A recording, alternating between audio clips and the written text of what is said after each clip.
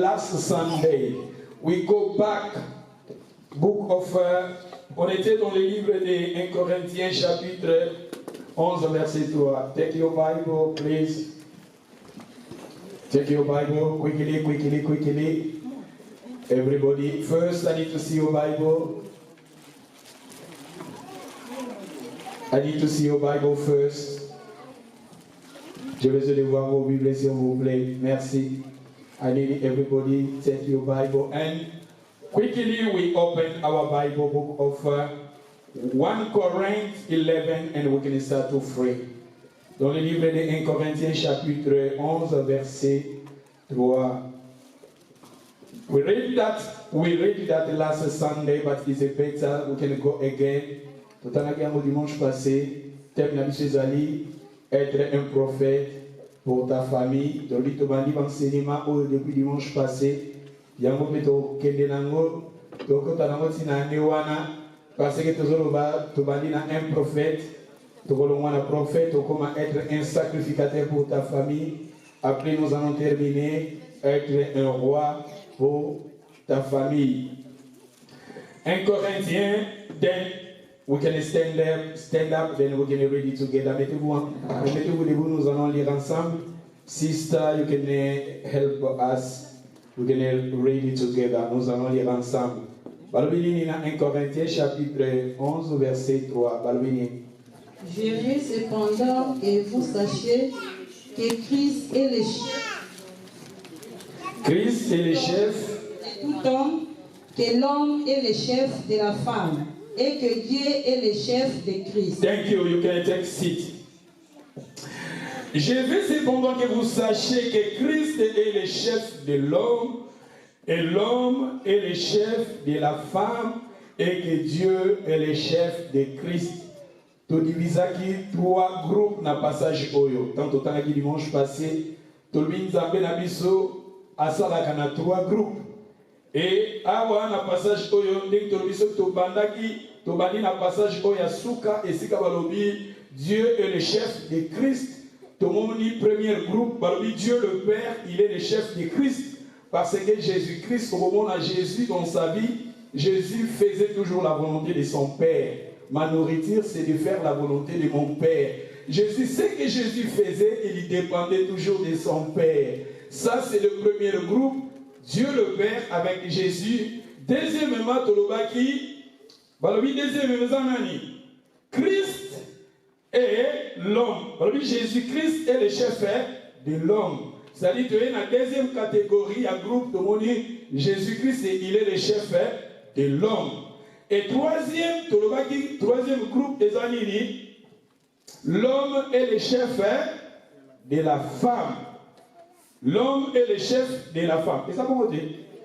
L'homme est le chef de la femme. C'est-à-dire, nakati na famille, nakati na foyer, le chef est l'homme. C'est très important. Parce que le problème est que tant que tu as brisé le fondement divin, tu as un problème. Tant que tu as brisé le fondement divin, tu as un problème. Alors, tout le monde dit que Dieu est le chef de Christ, Christ est le chef de l'homme, l'homme est le chef de la femme, trois groupes. Tobaki ke Nzambe na Israël, Nzambe amanaki kosala, tomonaki Nzambe amanaki kosala na trois ministères. O bazaki ba représentant ya Nzambe na famille juive ou bien na Israël. Tolobaki ezalaki na ba sacrificateur, ezalaki na ba prophète, ezalaki na ba roi. Et celui tolobeli tolobelango malam ezalaki na l'onction a trois catégories.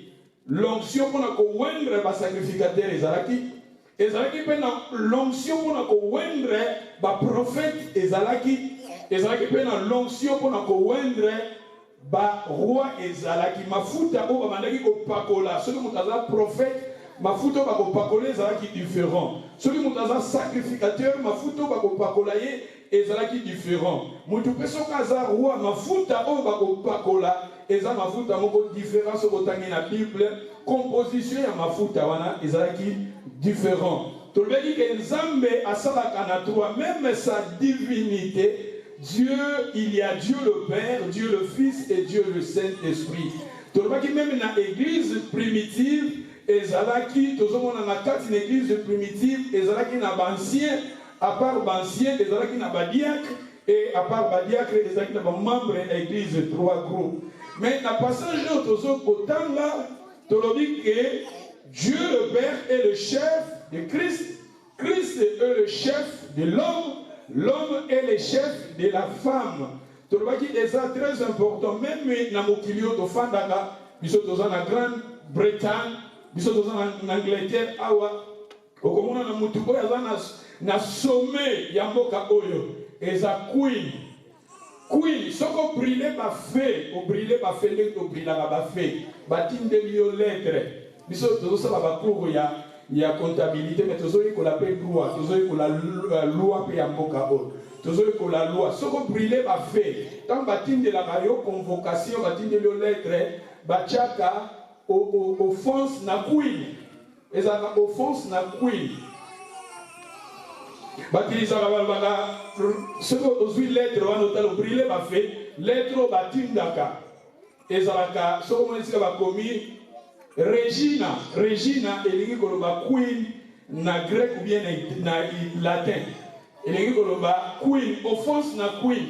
Soki même oyibi mbongo même ba trésor biblique ya bango awa ezalaka kaka ya queen. Okomona HM revenu wana soki otangi omona kaka trésor queen. Ba banque na bango nyonso dépendaka na queen. Même quand tosalaka ba serment pour comme British tosalaka yango na queen. C'est-à-dire que oyo aza na top eza queen.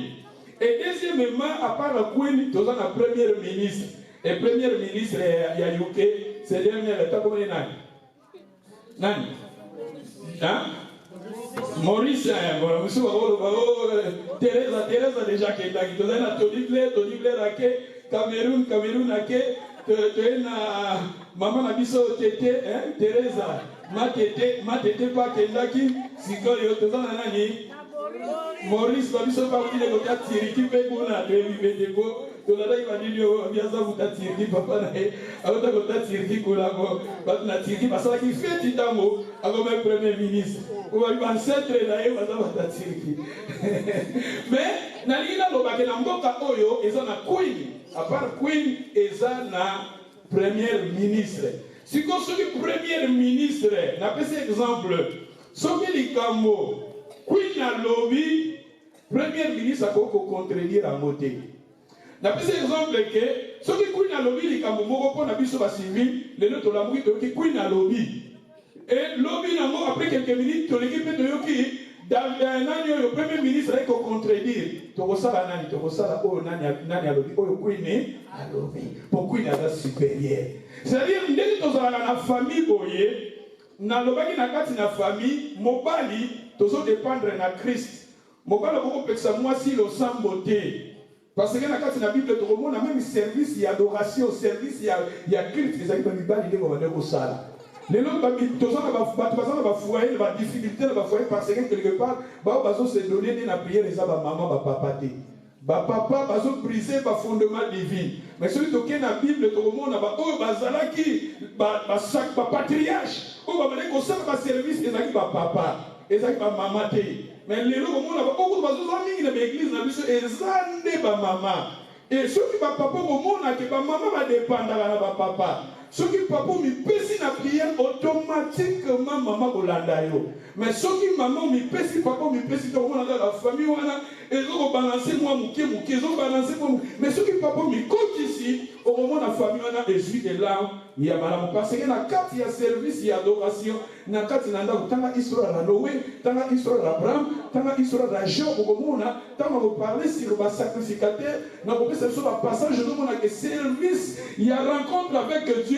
mingi c'était ba patriarche, ba papa nde mutu bazalaki en tête. Mais les gens comme dans l'église, ba papa des fois na bango nde bakangami na biloko matériel, bakangami na biloko mokilibo. Na ko développer na ko comme na être un prêtre na ko lobela makambo wana. Mais naza ko zonga aba kotala ke papa tozala ba responsabilité. Il y a makasi ya minene parce que na lobaki na biso papa ozo représenter Dieu na libota na yo.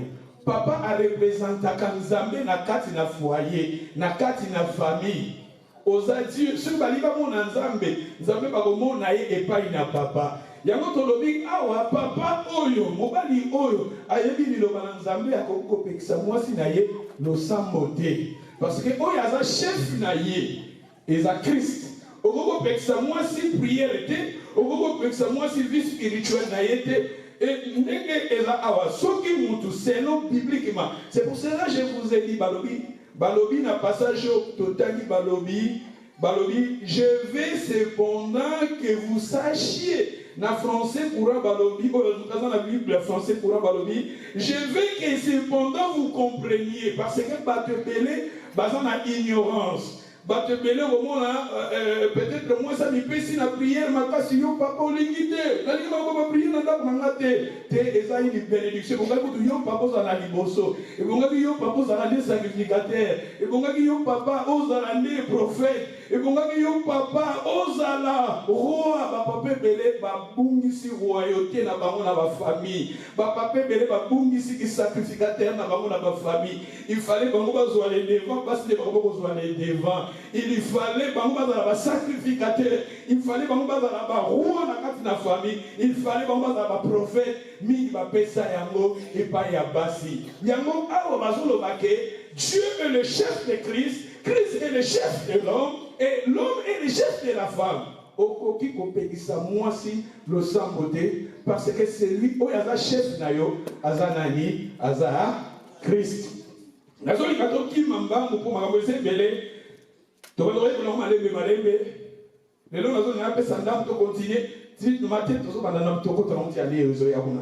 Pour m'amuser, pour nous sommes des sacrificateurs, tous les prophètes, tous les rois, Namabota Nabiso. Dans le Bible, Matthieu, on a parlé, on a tendance à foyer, on a tendance à être chrétien.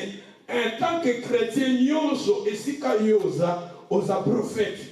Et si Kayosa, même dans Moussala, il y a des prophètes, même dans Moussala, il y a des sacrificateurs, même dans Moussala, il y a des rois. Nous avons onction en amisato, l'onction en amisato, Bapesibiso Nayango, Bapesibiso. Alléluia. Aux sacrificateurs, dans le sacrificateur à Salarani. Dimanche passé, là-bas, sacrificateur, il fait quoi? Être un sacrificateur à Salarani. Bateau Bazaki Sande, là c'est Sande. Dans le sacrificateur à Salarani. Mobali ne mozawana oza chef.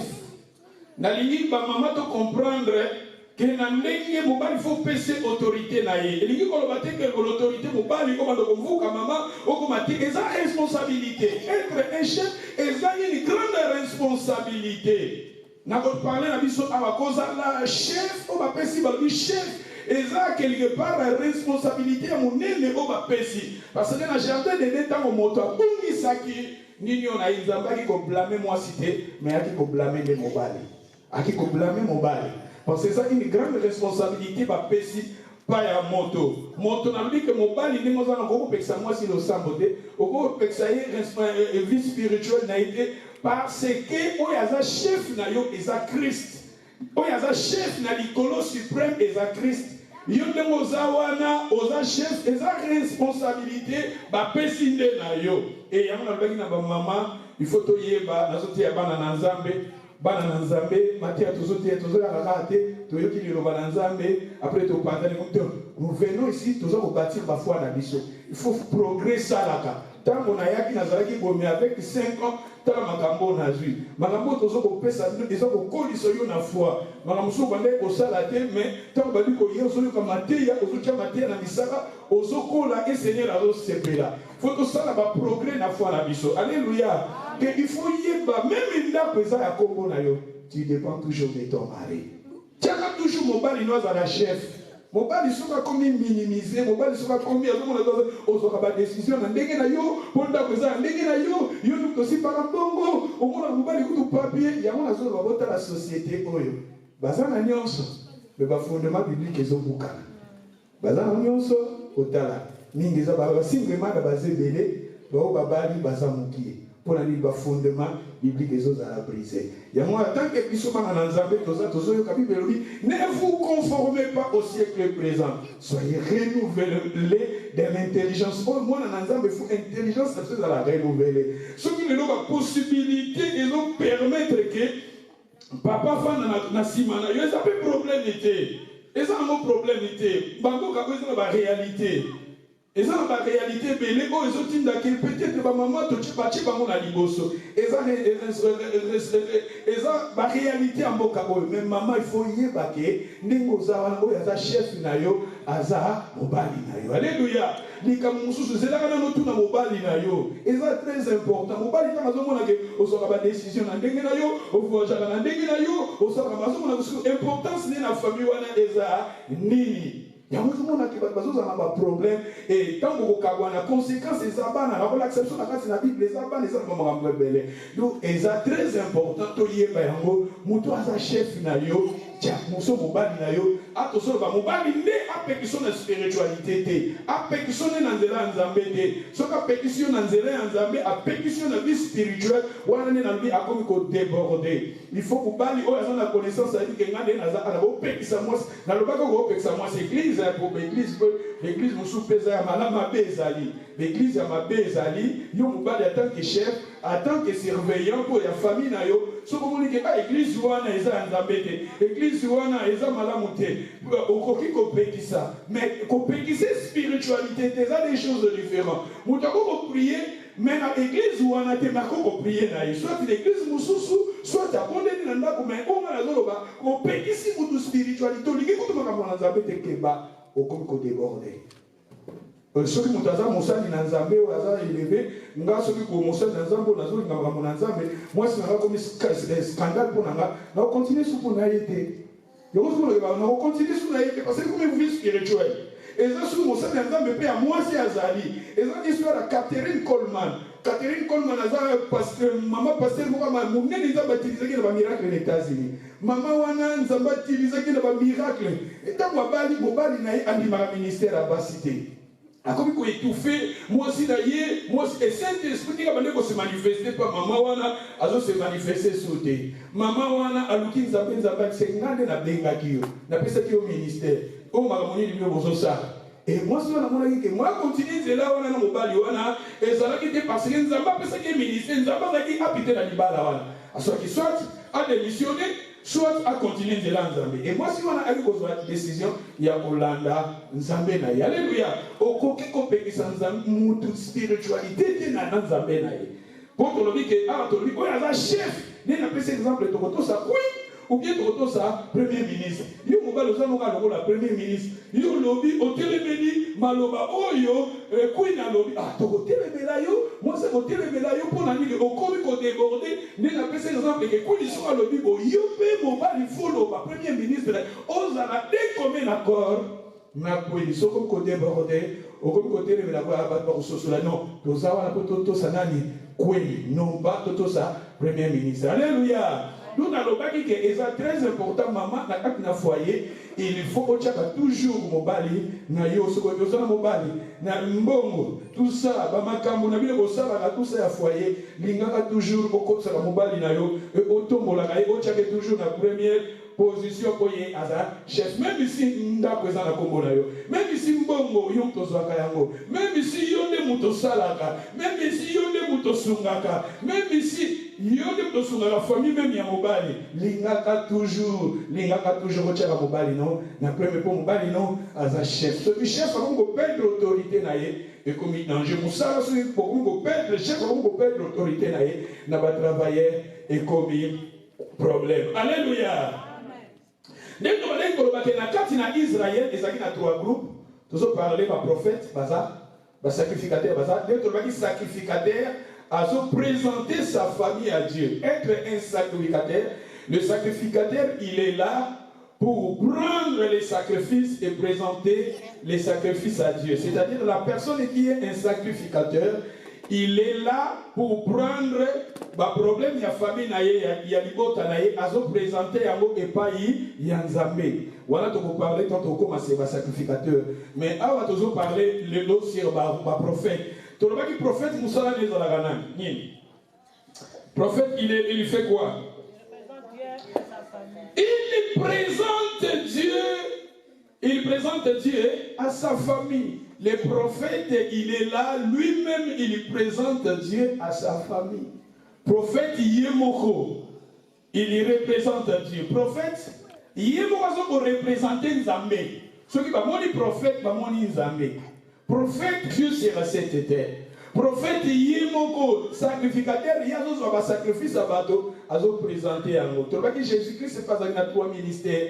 Jésus est sacrificateur pour vivre dans l'hébreu. À côté de la makila na tabernacle, présenté qu'on parle ensemble pour la volume Jésus-Christ, qui prophète, parce que ce qu'on a dans le passage unique, parce que Jésus grand prophète, Dieu a visité son peuple, et Jésus-Christ, parce que Azaki roi. Jésus t'a kabotami, ba marche, ba ye, ba quoi, ba memi, ba or, ba memi, ba parfum, ba mema qui est là symbole, mais l'autre va payer ça pas roi, ba roi du roi botami, Jésus-Christ Azaki roi, et quand tu as avec Jésus-Christ, roi, nous sommes botami, et Jésus-Christ est dans sa vie, Azaki non, l'onction de béni, il y a pas sacrificateur, il y a pas prophète. Et tu dis que dès que tu as un chrétien, moi, nous avons Jésus-Christ, nous avons un nom, ma fouta ol, misato ol. Tu es un prophète, tu es un sacrificateur, et tu es un roi. L'homme, je suis un roi. Comment? Tu es un roi, dis encore, je suis un sacrificateur. Comment? Et dis encore, je suis un prophète. Un prophète, il est là. Il incarne Dieu. Le prophète, il est là, il incarne Dieu. Oui, tu es un prophète, tu incarnes Dieu. On incarne Nzambe. Yo de nos prophètes, on a incarné Nzambe. C'est parce que comme prophète, tout le monde a une préposition. Préposition est dans la pro de la professeur. Prophète, pro et qui avant, à la place de. Celui qui prend les devants, c'est ça, professeur, c'est lui, il est là, le prof, il est devant, il est pro, celui qui prend les devants, à la place de, c'est lui qui annonce, il est un interprète, c'est ça, prof.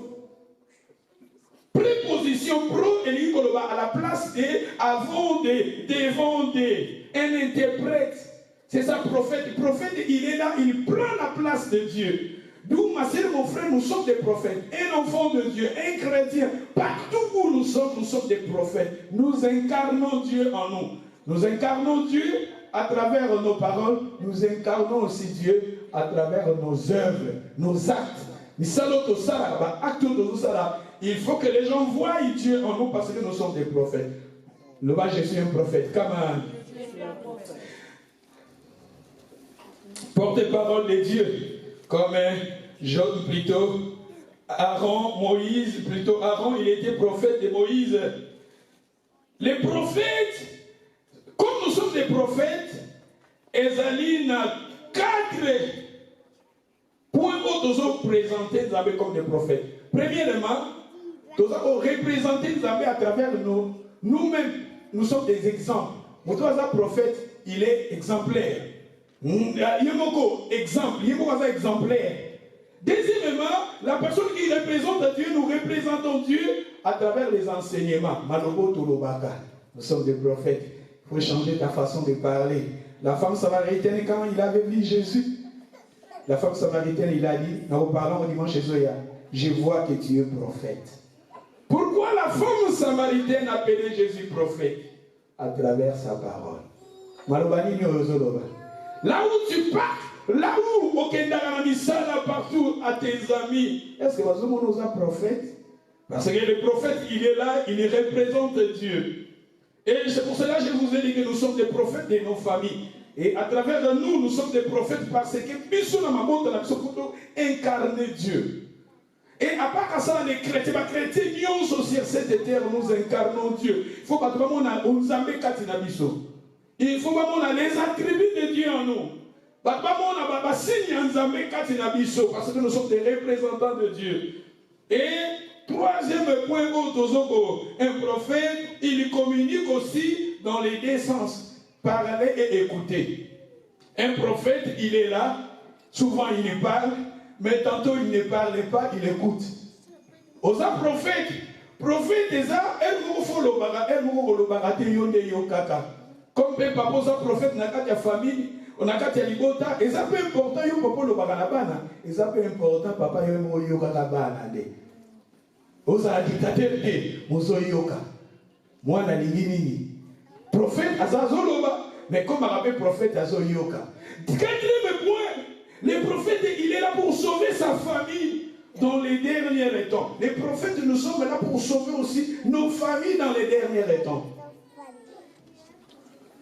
Comment nous voyons Noé dans l'histoire de Noé. Noé, il avait sauvé sa famille. Et nous voyons aussi, quelque part, nous voyons l'histoire d'Abraham comme prophète pour sauver l'autre. C'est-à-dire les prophètes, ils sont là pour sauver ta famille. Il y a prophètes, il y a prophétesses. Il y a un prophète, nous sommes des prophétesses. Tous les prophètes bien azoloba awa ozako yo mongo zala exemplaire. Deuxièmement, na baloba no enseignement na yo baloba ni yo lobaka. Na libota na yo na ba membre libota na yo. Maloba ni est-ce que la femme samaritaine quand moni baloba Jésus azoloba lui, je vois que tu es prophète. On dit Jésus, à tous les disciples ba bazo ben na ligne. Ba qualifier que Jésus n'a 4 prophètes. Plus de 4 prophètes ou bien 5 prophètes. Jésus Jean-Baptiste, Jésus Jérémie, Jésus Élie, Jésus au moins, il y a 4 prophètes autoroyés la dimanche chez Zoya. Parce qu'un prophète, il est là, il incarne Dieu. À travers les enseignements, la Bible, mais ma façon de parler, il faut que la bonne zambé. Na mabota na biso, na ma famille na biso, na ma mine na biso, partout aux autres. Ta façon de parler, il faut exprimer la divinité de Dieu, sa divinité à nous, à travers ta parole. Malobana yo, alléluia. Parce que nous sommes des prophètes. Et les nalobi, à travers aussi, un prophète, il parle, à se communiquer aussi, dans des sens écouter et parler et écouter aussi. C'est très important aussi d'écouter. Il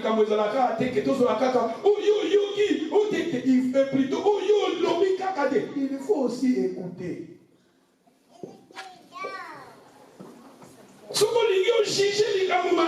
Il faut écouter. Écouter. Ce bâtiment sont mato ni balé. Makutu na chiluba babe ngoni mamani. Matoi na chiluba babe ngoni. Machi na Swahili makutu babe ngoni. Masikio nini sunalangi sunini wa biso atokoloba. Makutu ezala bibale. Voilà pourquoi bachami balé. Ce qu'on t'a dit dans le livre Exode, et dans la version Moussou Abi, parce que écoutez attentivement. Écoutez attentivement. Ça dit ce qu'on dit un bon pasteur, il faut écouter bien. Alléluia. Il faut qu'on yoka, parce que les caméras disent yoka. Yoka malam, yoka des personnes. Yoka de makutu mibale, bacha matu mibale, faut poto yoka kabien. Ce sont les gens qui ont un problème. Il faut battre la bateau, parce qu'on a un bateau, il va bien dans nos baroni. Bateau, parce qu'on a un bateau. Il va bien dans nos baroni. Nini ololo.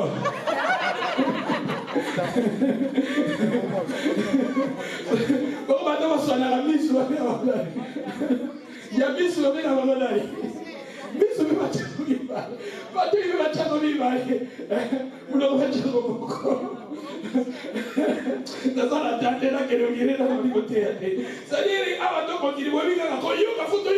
C'est-à-dire, un prophète, il est là pour écouter. Écoutez. baza ba problème bazo lukesika ba batumo ba yoka bango.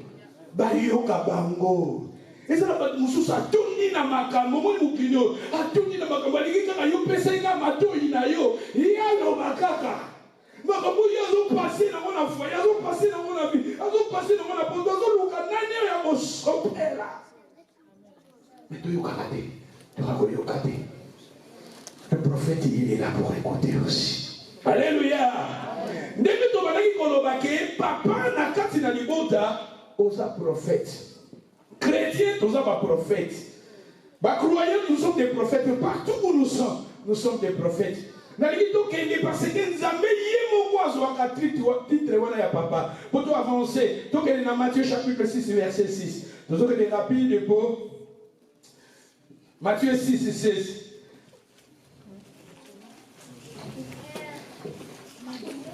Okabala maine bale ya weyo bomwanite.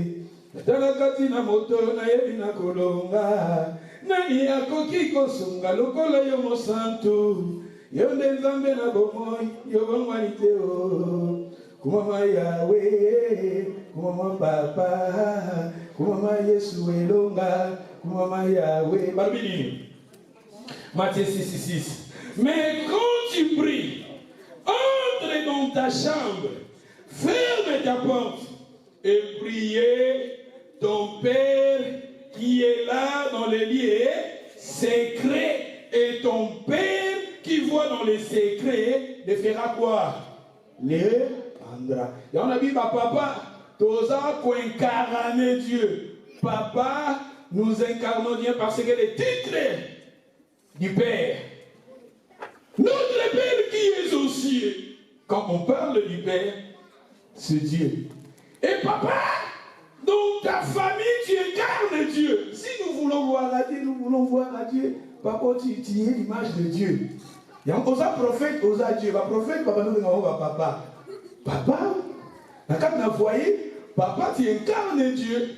Quand tu pries, nous dit très paix, paix, si on pas Dieu.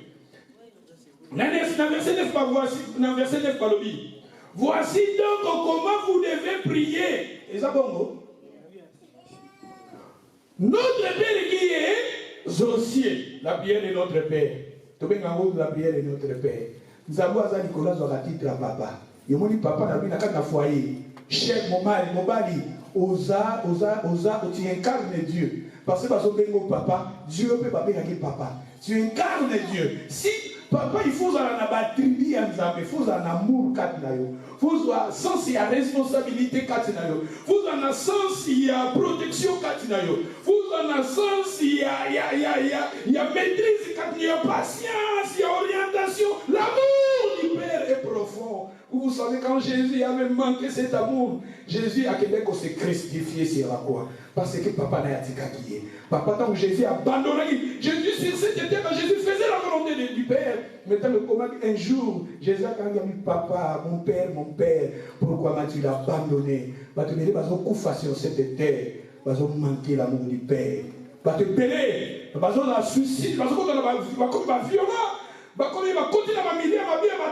Parce que maman tikali moko bana bazaka l'amour à maman bon amour à papa isaté l'amour ya papa ça profond l'amour à papa ça profond l'amour à papa l'accent protection l'amour à papa l'accent responsabilité l'amour à papa l'accent pas moi na la sécurité l'amour ya papa et ça na belle famille l'amour à papa.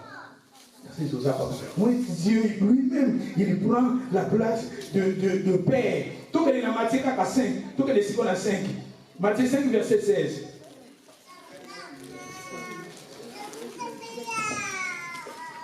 Matthieu 5, verset 16. Que votre lumière luise ainsi devant les hommes afin qu'ils voient vos bonnes œuvres et qu'ils glorifient quoi? Qui? Qu'il glorifie votre Père qui est dans le ciel. C'est-à-dire que votre lumière,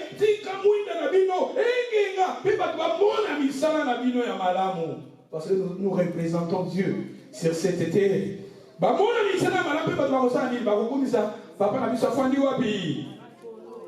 verset 45, afin que vous soyez fils de qui? 45 Balowini.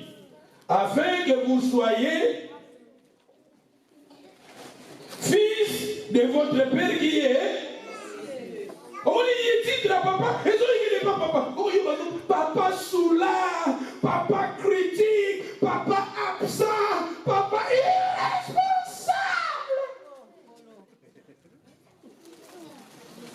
C'est la responsabilité.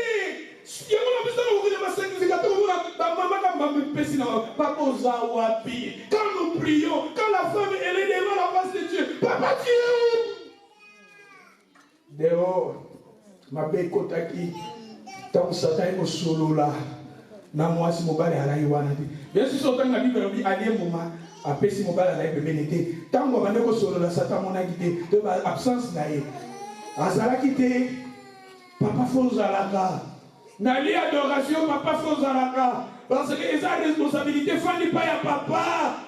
Quand nous prions, quand nous adorons Dieu, papa, il le faut dans la Bible. Lisez. Quand Noé faisait le monde. Noé, c'était lui qui prendrait les démons. Quand lisez l'histoire des Job, vous allez découvrir, mais même aussi Job, quand Job faisait les cultes, c'était lui le patriarche. Et Abraham aussi, quand Abraham il avait pris Isaac, à montagne, c'était lui parce que le salawane adoration. C'était les hommes qui faisaient cela. Papa Kozawa, maman ça n'a prié les autres à dire. On dit que souvent, le problème quand vous venez devant Dieu, ils en parlent de l'Arabiso, c'est comme il a arrangé. Amen. Beaucoup ça reçoit. Vous voyez l'église, le pasteur il prêche. Au moment où je parle, ce n'est pas ma parole, c'est la parole de Dieu. Et quand la parole ça sort pour nous tous. Le problème amical qui est dans un foyer comme il résolu, nous voyons qu'il y a un le papa quand il y a un quelque part. Il fallait que la Bible et c'est là qu'il dit moi c'est à Dieu qui mes collègues à la source moi cité comment dit papa parce que quand nous sommes dans les lieux d'adoration papa va à la matin papa les responsabilités à mon aîné et Dieu a dit vous avez une grande responsabilité devant Dieu c'est pour cela qu'il vous écarte dans sa présence. Surtout dans la foyer, quand nous venons devant Dieu, nous écoutons Dieu, le problème est résolu. Le problème est résolu. Parce que moi, je suis il y a 3 mois, on va poser une décision. Mais quand vous êtes là, vous écoutez la parole automatiquement. La prophétie, la matière. La prophétique. Dans ma terre, il m'a déjà touché, mais que touché, ils sont au Kaboula.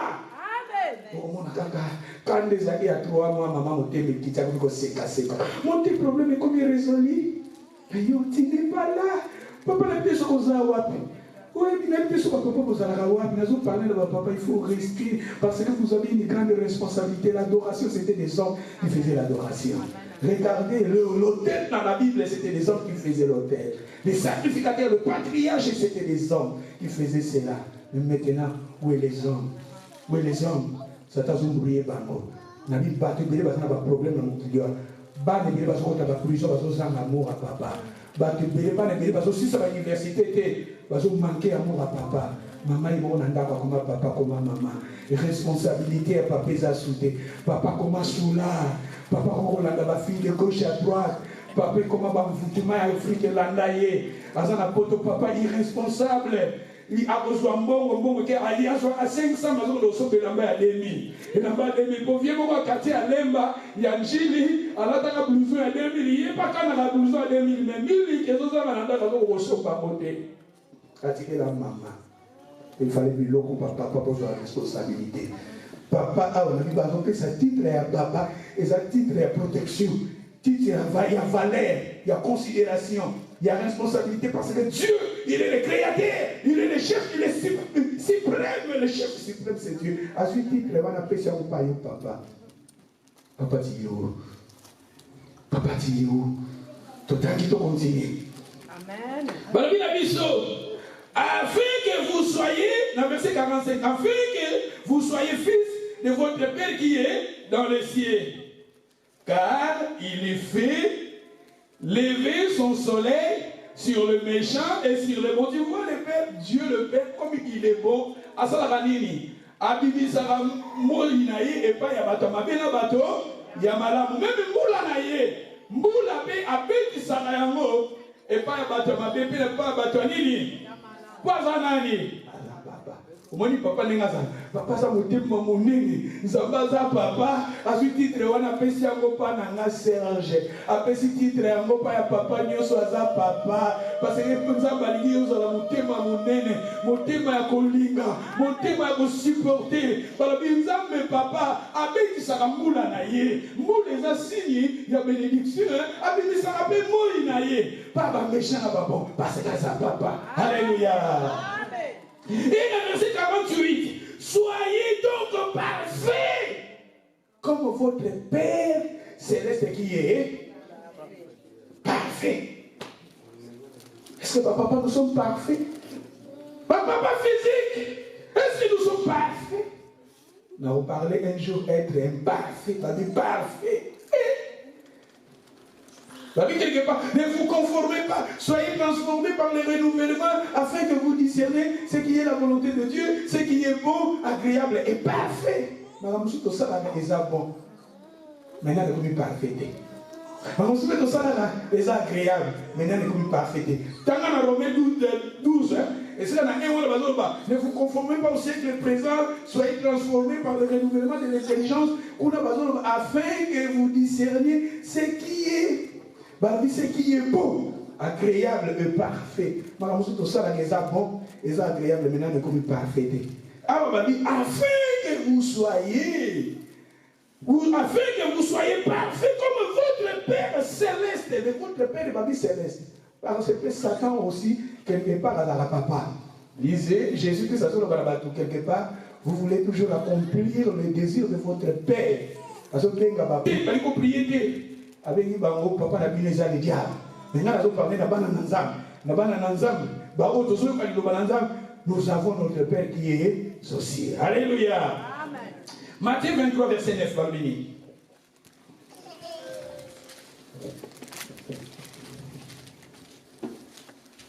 Totele bingana fukami.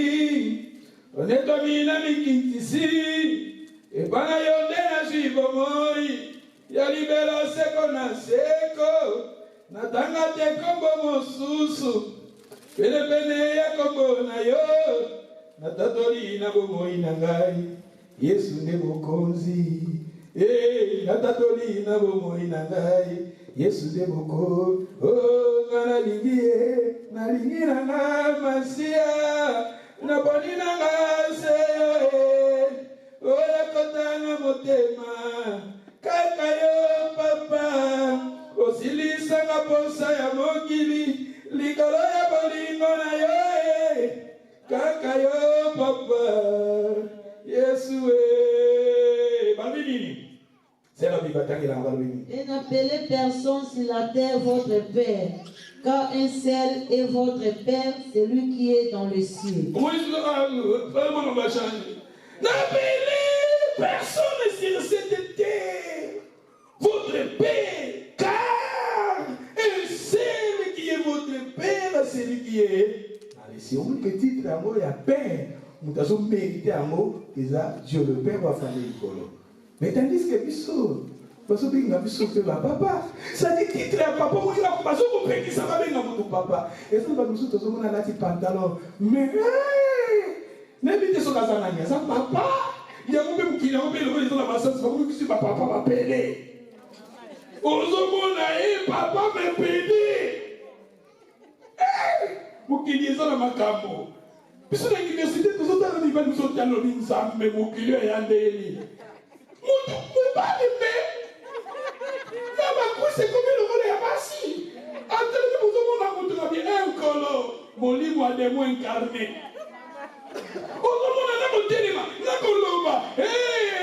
Les diables en personne pédé. Il y a un papa pédé, mais nous sommes aux accords de responsabilité de comment on a pédé spirituel. Pour nous passer les l'oignon, au qui m'a macambo. Même quand vous dites que la classe au Congaté, réunion vous donnez le Bakayamba au Congaté, vous savez au Congaté pédé spirituel. Les cabalans me l'ont fou pédé.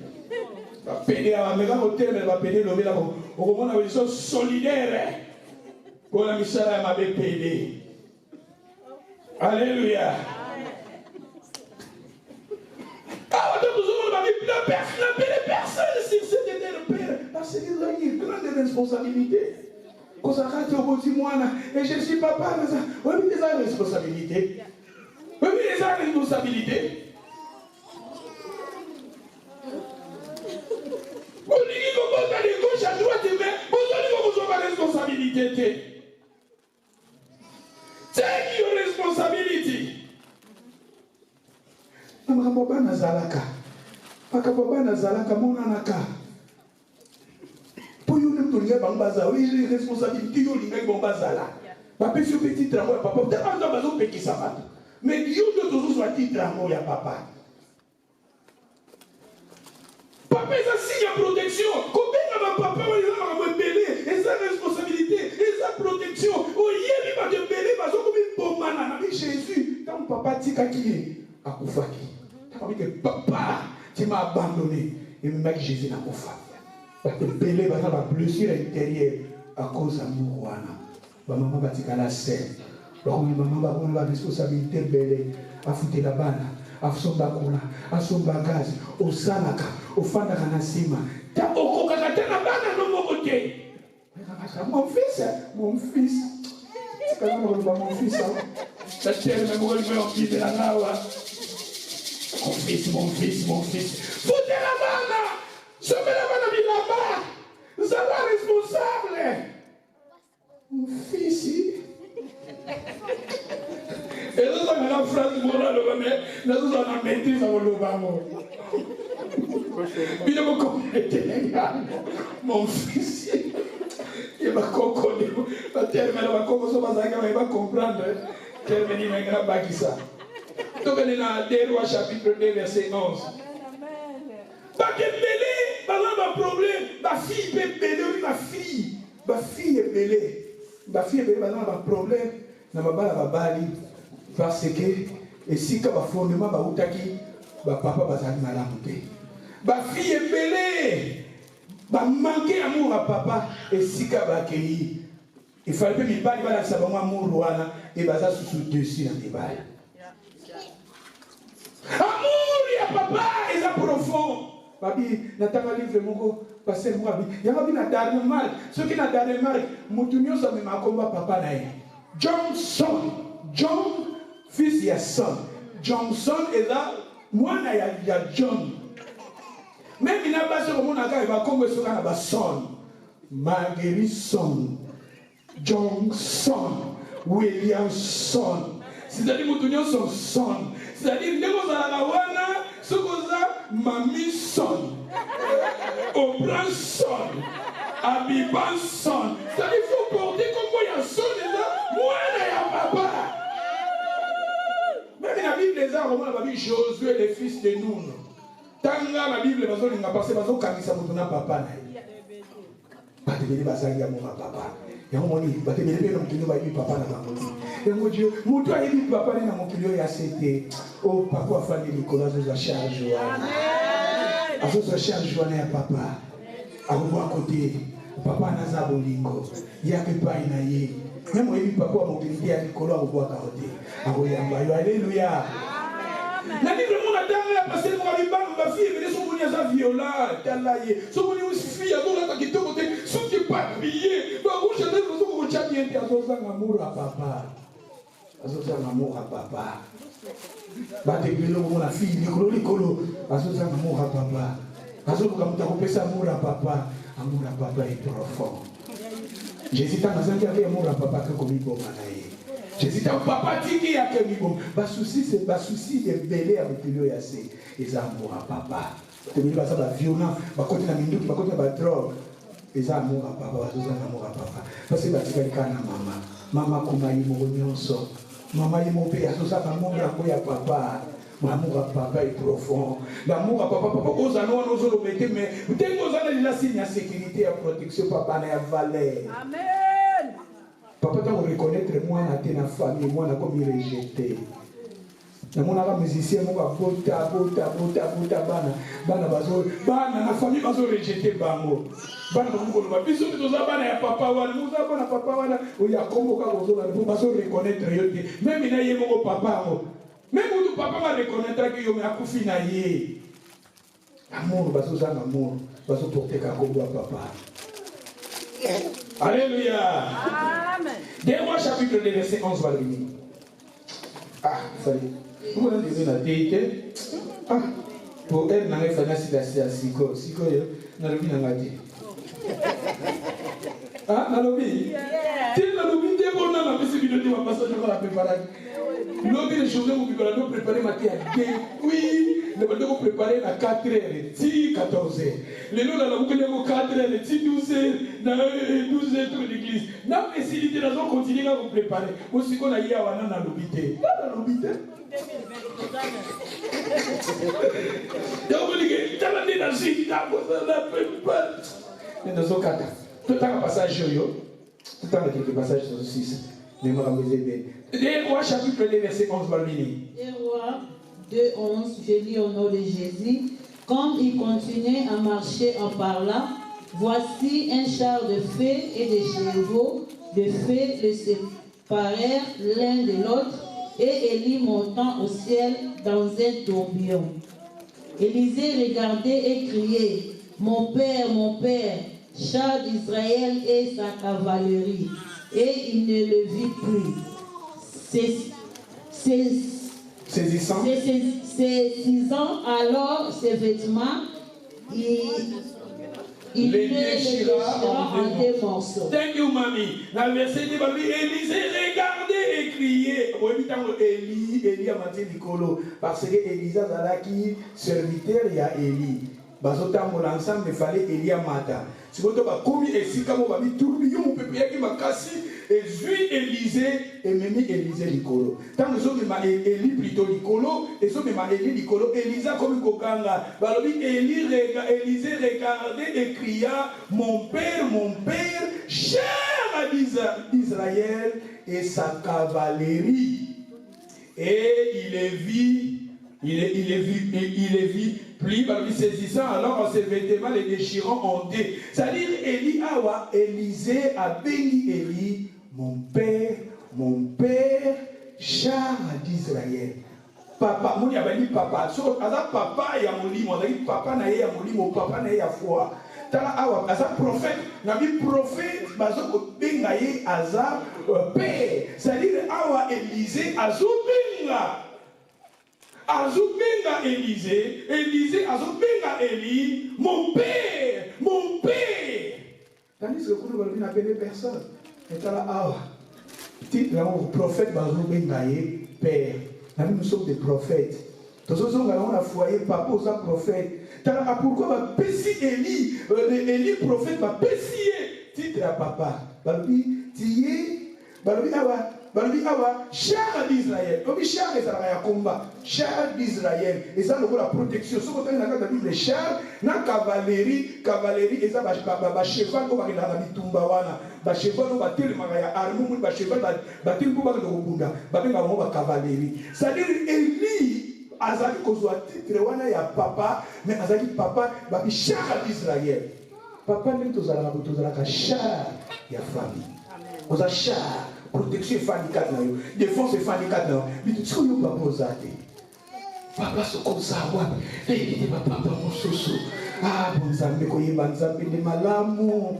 Bapépélé, Bafabouli, Kobalame. Papa, ça wapi. Où est-il? Vous m'entendez, vous n'avez pas de jardin. Où ça wapi? Papa, Pépélé, où ça wapi? Ça va où ça wapi? Vous avez cavalier, vous avez char, il y a famille.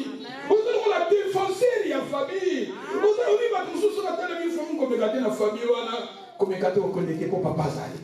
Papa, autorité. Papa, ça signe autorité. Et ça responsabilité. Là, comme gâter. Moi, si on a la famille, c'est comme. Azana Moutou. Je connais déjà protection. Papa Mozart, Élie, Babé char. Char, les Bitumba. Mais c'est les Bitumba. Tant Israël, c'était le prophète. Titre Élisée, Azobenga Élie. Même Élisée, qui est dans titre. Tant Koufali, Babengi, tant Bazolé, mon père, parce que tant Israël, c'est un Bitumba. Élie, Élisée, va aller devant. papa ozalaka oza titre ya papa eza pamba te eza responsabilité ya monene bapesi yo eza charge ya monene bapesi yo lelo biso bapapa tokima baresponsabilité na biso totikala yango mpa ya papa mpa bamama tobi na poto ekomisa biso tokoma bamario mais lokola tokoma bamario eza mpe problème te tozwa baresponsabilité yango akimario tozwa bolimisanga nakendaki esika moko papa moko akotaki libala na afrike bana quartier bakoma koyembela ye ayaki maboko pamba okozonga maboko pamba nzeleke ekomela yo molai bakoleke ekoma yo kilo oyebi nzembo yango je pense oyebi nzembo yango bana bazosalaka papa omona meme bazobetela bango nzanga ayaki maboko pamba okozonga maboko pamba nzeleke ekomela yo molai bakoleke ekoma yo kilo eza nini babite eza nzembo ya musicien moko boye bamusicien na biso kaka siko papa okomakoma nde mario atiaka mpe lolende esika yo okotela libala yango bayembelaka nzembo wana oleki maboko pamba ozonga maboko pamba mokolo yango bakoleki ekomela yo molai ayaka maboko pamba sedile biso mpe na poto bapopoto komo bamarie tokofanda eza mpe problème te eza circonstance ya vie mais tozwa baresponsabilité kokende pete ndenge pasa te iboye fonasangisa dosekete eza na makambo ebele makambo ebele obikandelaki na université mbongo bapesaka na université déjà na biango mai toko ekomi ndako fona futa kofulu il faut ndako fulu kasi ni taxi ekomi 180 na mois ezala 180 te ekomi 180 na mois ndako ekomi soki 500 quelque na mois 500 ça me rit kokende kozala te na tei yo okoki funa soka responsable keba oloba pasta na okotinga na berealité keba zalaka ata mario malemi kende na malemi po nga pase na bino na chauffeur nakombate nabinateki mate intégrité mais ngakona ya na intégrité yango sikoyo ekomi na bokolokolo ndako funa futa yango ekomi koleka balemi kokende rapidité mpo obeta bakalkile okomprendre te okobikandakanda bazolinga bato bazala ensemble te mokolo nobinga ye nake université o université ninga alukaki makambo ngakaseki lokola naza étudie mokolo ekominda foful quand c'est à ça, mais dans ça 80 ngolo basali bongo siko papier na soki étudiant free ça batiki 180 et na moni moment lobby lettre yo bakisi na 140 et ça ka ibele na moi 140 pour le étudiant wa kimini mo mo que bamateo na tei nazo basali nini ya responsabilité même aux enfants dans na sima ils ont ba responsabilité osali moi mokie zo moi mbongo mani zo bakisa moi bapili so mbongo mbona na ngate ko beta bakai siko responsabilité na ko kende so mari et vos femmes comme Christ a aimé l'église dans la Bible il s'est livré. Deux rois 13 verset 14 namoni nasuka po nati na ngate totanga wana tosisa soma mususu nalo yona développer dimanche pour photo pour il fallait pas parler sur le prophète au Kénémen. Élisée était atteint de la maladie dont il mourut. Et Joas, roi d'Israël, descendu vers lui, pleura sur son visage et dit: mon père, char d'Israël et sa cavalerie. Élisée